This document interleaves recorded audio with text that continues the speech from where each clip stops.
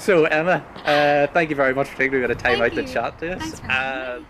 And can you just give us a wee bit of info on where we are today? Yeah, we're at Lurgan College, my old school. And obviously, you probably would have spent a lot of boring classes probably thinking about where you wanted to be right now Yeah. back then. So, did you Uh-huh. really think you'd be able to make it to where you are now? I I think I always believed in myself, and like the teachers and stuff here were really really good with like supporting that as well. So I'm just so like buzzing and so glad to be actually doing what I wanted to do. Yeah.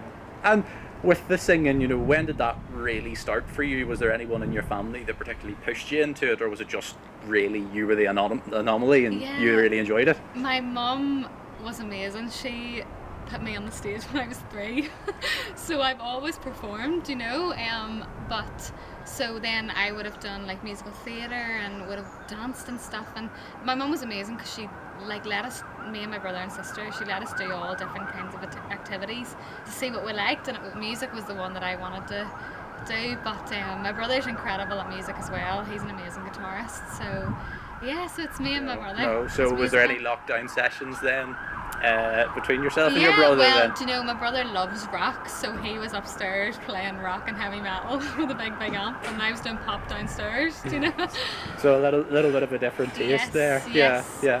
And so, obviously, we're going back, what, 10 years now, maybe? Uh-huh. Around about 10 years when, you kind of grew up in that YouTube generation, and that's Yeah, kind of where you started, yeah, which is a bit crazy now. Thinking about it, crazy. we probably when you were thinking, probably sitting in a bedroom playing Definitely. these songs or whatever, Uh-huh. that you would get to where you are now. Yes.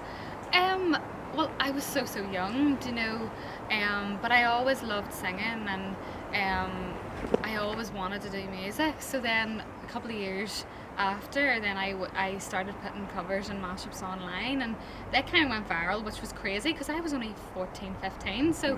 do you know, at that age, that's so crazy. But it was so exciting and so amazing, and so many opportunities came from that. Yeah. But it's just so fun how the journey has kind of came about. Yeah, because it really is, and I suppose there's probably so many artists now that can, hark back to that. Yes. That's how where it all started for them, was Yeah. kind of messing about with that, and now we have cameras and internet and all the rest of it Yeah, where it can be it's shown. crazy. Yeah, and so then the songwriting that kind of came about because you went off to university Yeah, and tried yeah. to develop that tact a wee bit Yes, more. yeah. Well, I started songwriting maybe fully when I was like 17. I worked with Trey Shepherd. He's an amazing producer from Korean, but then I wanted to take it seriously. But you know what? I never actually wanted to go to university. I just kind of wanted to songwrite and see where things went. But I was in London for a wee weekend with my mum, and we went and visited these studios, Tyler Studios, and they were incredible. And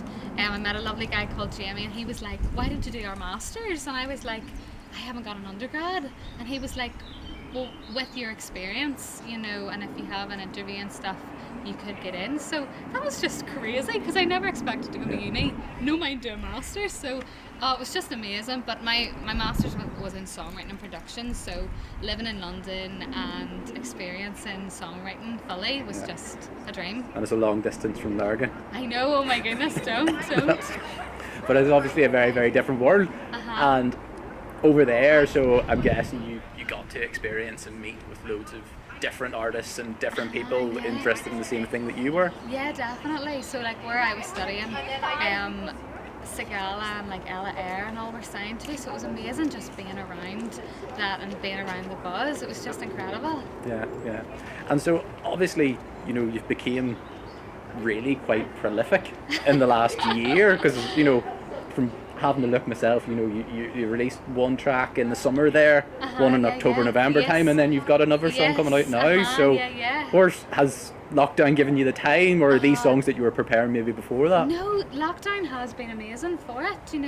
When I came home from London, I met my songwriting partner and producer Johnny Fitch, and we just really really enjoyed writing together, and we created some really really good stuff. So then whenever lockdown came, like, you know what it's like being at home. We were like, right, well, we need to songwrite, so we had to get into a new way of doing it.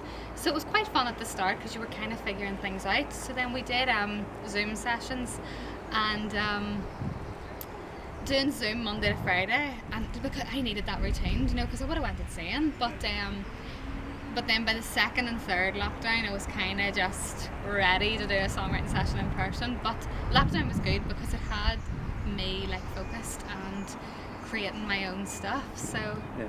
And so maybe, I know you would have thought a year ago. Now you've got these 3 songs, and you'll probably be looking at touring. Yes. But had you any shows or anything planned before that Well, kind of put on the back burner?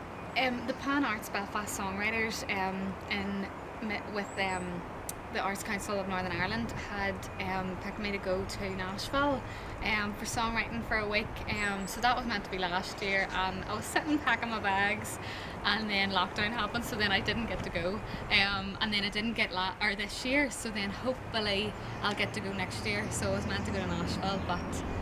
And Bill, you're building up this catalogue now of a few different songs. Would that be the idea? Would be to go and tour? I think a tour is on the cards, and I'm really, really enjoying writing for other songwriters as well. So we've written for an Irish pop star, Sarah McTurnan. She did Eurovision for Ireland 2 years ago, so we're writing for her, and we're writing for Radio 1 presenter Gemma Bradley.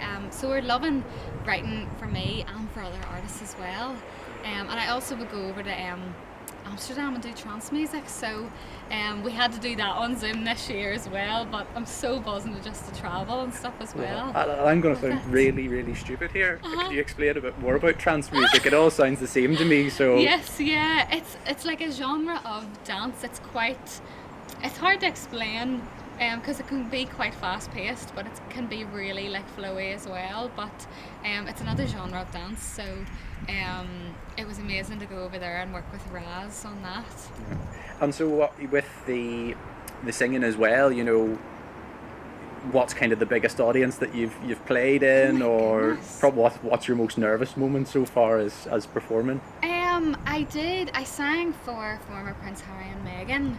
I sang for them in 2018. That was in the Aiken Centre in Lisburn there, in Balmoral. But that was incredible. Do you know it was fun because I knew I would be singing for 2 important people, but I didn't know who it would be the night before, so I didn't really have time to like be nervous and stuff. But like whenever it happened, it was just amazing, and I got to meet and chat with them after, and they were so lovely. So, but that was an amazing experience.